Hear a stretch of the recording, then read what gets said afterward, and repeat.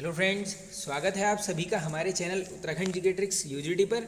दोस्तों, Uttarakhand GK one liners की series continue करते हुए नेक्स्ट वीडियो लेकर आए हैं आप सभी के लिए। चलिए वीडियो स्टार्ट कर लेते हैं। दोस्तों, आज का फर्स्ट क्वेश्चन है, हाल ही में बंदरपूंछ पर्वत की सबसे ऊंची चोटी कालानाग को किसने फतह किया? तो दोस्तों इंपॉर्टेंट क्वेश्चन है 2022 का करंट का।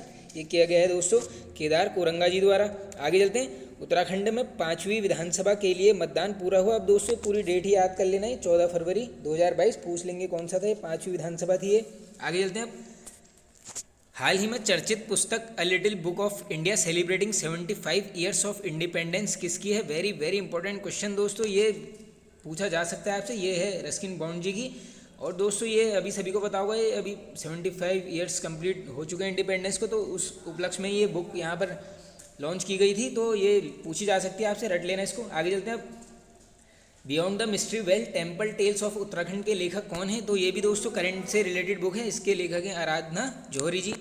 आगे चलते हैं। अब ऊर्जा एवं जलवायु सूचकांक 2022 में बड़े राज्यों की श्रेणी में उत्तराखंड का स्थान रहा। तो ये रहा दोस्तों यहाँ पर 5वां स्थान। इस टाइप के दोस्तों ये जो भी डेटा निकलता है ओवरऑल इंडिया का, तो उसमें क्वेश्चन बनते हैं। ये हमारा राज्य है यहाँ पर 5वें स्थान पर, किसमें? ऊर्जा एवं जलवायु सूचकांक 2022। चलिए आगे चलते हैं। अब दोस्तों ये करंट के क्वेश्चन हो गए हैं ओवर।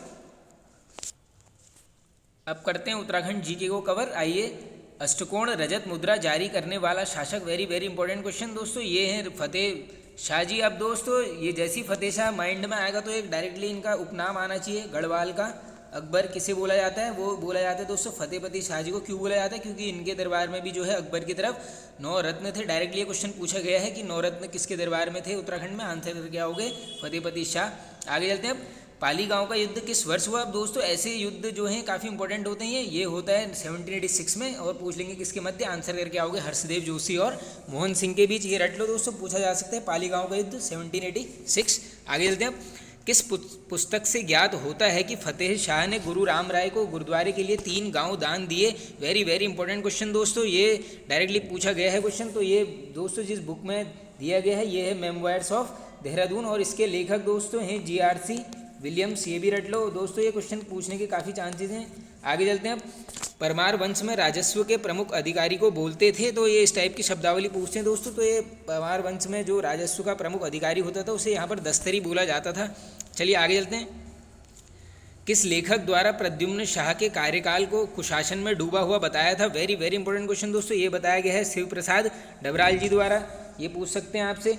आगे चलते हैं। किस चंद शासक का एक चित्र न्यूयॉर्क संग्रहालय में रखा गया है? इंपॉर्टेंट क्वेश्चन है दोस्तों, ये रखा गया है बाज बहादुर चंद का। डायरेक्टली पूछ भी सकते हैं कि किस जगह रखा गया है, आंसर करके आओगे न्यूयॉर्क संग्रहालय। आगे चलते हैं। चंद वंश की स्थापना किस जिले से हुई? तो दोस्तों ये सभी को पता होगा, ये होती है यहाँ पर चंपावत जिले से, और ये राजबुंगा होना चाहिए दोस्तों, राजबुंगा किले से होती है यहाँ पर। ये डायरेक्टली पूछ भी सकते हैं। आगे चलते हैं। श्रीदेव सुमन का जन्म हुआ? अब दोस्तों इनका जन्म होता है 25 मई 1916। ये पूरी डेट रट लो है 25 मई 1916।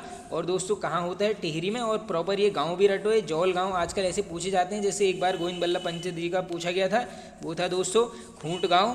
कहाँ पड़ता है दोस्तों? अल्मोड़ा में। ये गांव उनका भी रट लो, खूंट गांव दोबारा भी पूछ सकते हैं। चलिए आगे चलते हैं। पहला श्रीदेव सुमन स्मृति दिवस कब मनाया गया? तो वेरी वेरी इंपॉर्टेंट क्वेश्चन दोस्तों, ये मनाया जाता है 25 जुलाई 1946। आगे चलते हैं। जिम कॉर्बेट की प्रथम पुस्तक ये है दोस्तों मैन ईटर ऑफ कुमाऊं, प्रथम पुस्तक है। और लास्ट पूछ लेंगे तो आंसर करके आओगे ट्री टॉप। ये किसकी है?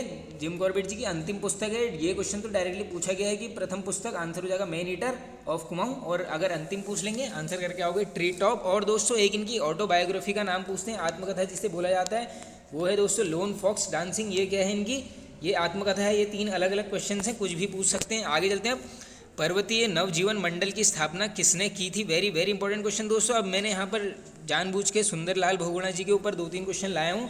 ये की जाती है दोस्तों सुंदरलाल बहुगुणा जी द्वारा। और दोस्तों ये करते हैं दोस्तों अपनी जो इनकी धर्मपत्नी विमला जी, उनके सहयोग से यहाँ पर ये नवजीवन मंडल की स्थापना करते हैं। डायरेक्टली ये भी पूछ सकते हैं आपसे कि सुंदरलाल बहुगुणा जी की पत्नी का नाम बताइए, आंसर करके आओगे विमला। जैसे एक बार सभी को पता होगा कि श्रीदेव सुमन जी की पत्नी का नाम पूछ लिया था, विनय लक्ष्मी नाम है उनका, वो भी रट लेना।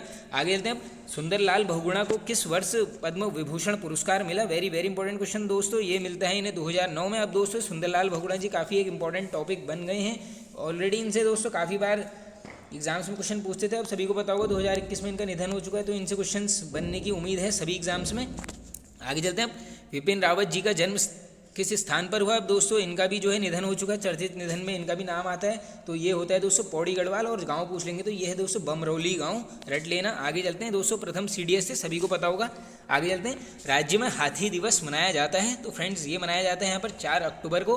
राज्य में लोक संस्कृति दिवस मनाया जाता है, ये क्वेश्चन डायरेक्टली पूछा गया है दोस्तों। अब कैसे पूछा गया मैं बताता हूँ आपको, तो रट लो ये लोक संस्कृति दिवस 24 दिसंबर में। क्वेश्चन ये पूछा गया था कि दोस्तों इंद्रमणि बडोनी जी की जन्म उस स्मृति में कौन सा यहाँ पर दिवस मनाया जाता है उत्तराखंड में? आंसर हो जाएगा यही है दोस्तों, लोक संस्कृति दिवस। चलिए चलते हैं आगे। नेक्स्ट क्वेश्चन, GST विधेयक पारित करने वाला उत्तराखंड देश का कौन सा राज्य रहा है? तो ये रहा है दोस्तों हमारा 5वां राज्य। और दोस्तों डायरेक्टली पूछ सकते हैं कि कब पारित हो, आंसर करके आओगे 2 मई 2017 में। और दोस्तों जो GST कोड है हमारे राज्य का वो है 05, ये भी रट लो। आगे चलते हैं। अब अटल आयुष्मान उत्तराखंड योजना का शुभारंभ हुआ, वेरी वेरी इंपॉर्टेंट दोस्तों, ये होता है 25 दिसंबर 2018। ये 25 दिसंबर सभी को पता हुआ अटल बिहारी वाजपेयी जी की जन्म डेट है। चलिए आगे चलते हैं। The Kumaon revenue police bill किस वर्ष पारित हुआ? इंपॉर्टेंट क्वेश्चन है, ये पूछा जा सकता है, ये होता है 1932 में। आगे चलते हैं। अब दोस्तों हर वीडियो के एंड पे हम कुछ ना कुछ डिस्कस करते रहते हैं, तो आज यहाँ पर लेकर आए हैं चारों धामों की ऊंचाई लेकर आए हैं समुद्र तल से।